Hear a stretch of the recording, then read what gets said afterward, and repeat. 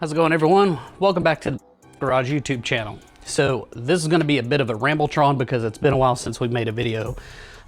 There's a bit to go over, so let's jump right into it with the car. So sorry, I got my truck here in the garage, so we're going to be working around it a little bit, doing some brakes on it since it's the tow rig. We want to make sure that we're able to stop. So we got the rear end done in the car, got everything taken care of, and we went down to Rogersville to test. The first test session, we did nothing but smoke the tires again. So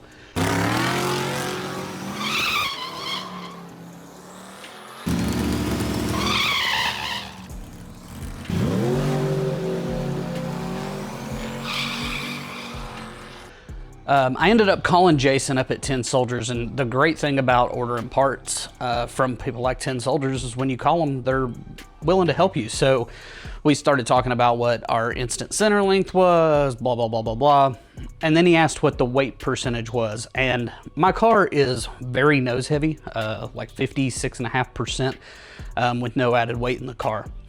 And he was like, if you're going to like a bracket prepped event, there's no way that I would even think about starting there. He was like, it's way easier to make a car wheelie and fix that later. So let's get some weight in the trunk and try to get that to more like 53%.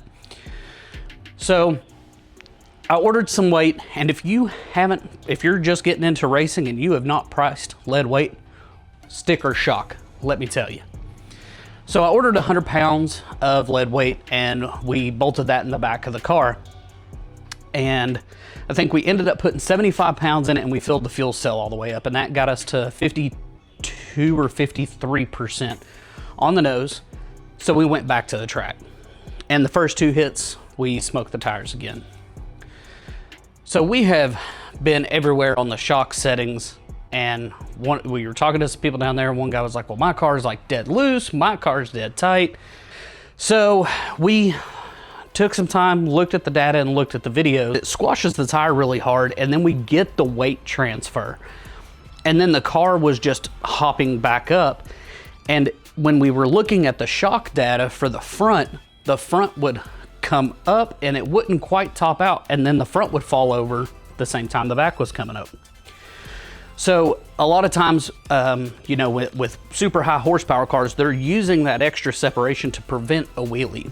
So we were like, well, we're gonna try something that's the complete opposite of what I've ever heard, which is I've heard on bad tracks, you soften up the rebound and let the car extend to plant the tire. But my thought process was, well, if when the back is coming up, that's pushing the nose down, and maybe that's what's unloading the rear tire. And sure enough, we cranked the rear shocks up to, I think it was 16 on rebound on the Vikings with, I'll have to look and see what rebound jets we have in them right now. And the car goes down.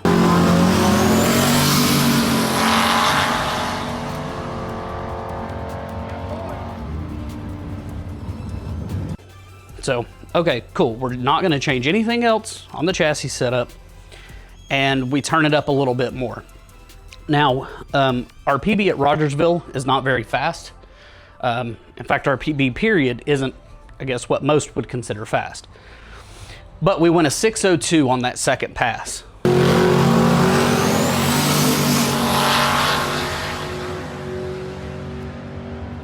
So I'm ecstatic that the car's finally starting to do some. However, we got a problem. The car keeps shutting off. And there's no rhyme or reason. It's never in the same part of the track. Sometimes it's off the launch. Sometimes it's 300 foot out. Sometimes it's at the stripe. So bring the car back and pull the dash out of the car, pull everything back out looking, and I found one issue. I don't even remember what it was, but I was like, okay, I mean, this is the only thing it can be that I can find. So we fixed that. And I decided we're gonna go try another track. So the tune-up that we had in it for Rogersville to do our PB for Rogersville is the same tune-up that I just left in the car for Knoxville. And I was like, we're not gonna touch anything. We go down there, I feel like the car's ready to go. I stage the car, hit the trans brake, we get on the two-step, I go to bump in, car shuts off.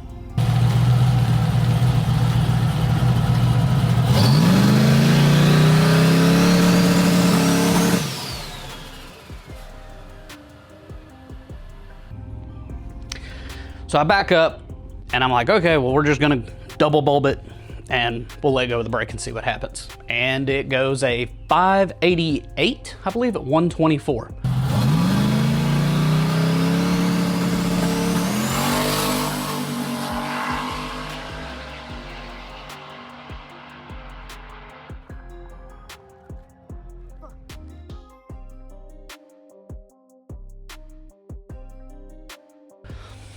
So I'm happy, but I'm also like, I'm just disappointed because the car shut off again. So I come back and I'm going over everything. I'm shaking wires. I'm literally yanking on everything, trying to get the thing to shut off in the pits, and I can't get it to replicate. So I go into the PDM, make some changes to where doesn't have anything to do with the key pad. So as soon as we turn the power on the back of the car, the ECU turns on and everything. So the only way we can shut the car off is with the shut off switch in the back of the car. We go back up and the car shuts off again, this time about 300 foot out. So I know it's not the PDM. I don't think it's in the wiring, but who knows? So we come back and I'm pondering, and at this time I'm getting a little bit beaten down. And my brother and my wife are like, look, go make one more pass. Like just try it, we're here. I'm like, okay. So we go up there, we get in the lanes, and I'd turned the car up. I was like, look, if it goes, I definitely want it to go faster. So we turned it up some, and the car goes right down Broadway, no spitting, no sputtering, no issues, and we go 578. I think we'll have to put the time slips up right here, but.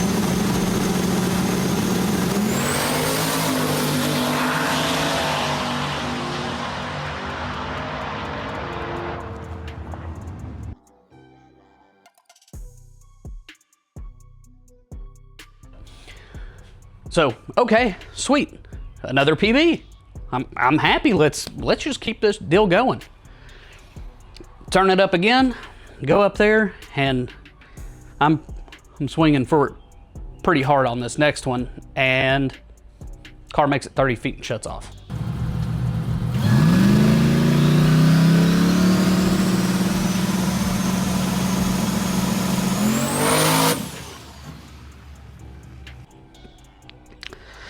So that brings us to about now. And the reason it's been several weeks since I bothered doing this update is, unfortunately, my poor baby girl, Casey, we took her in for a surgery, and well, that didn't end well. So we spent a week trying to get her taken care of, which unfortunately we ended up losing her. So wasn't really in the mindset to go racing anyway.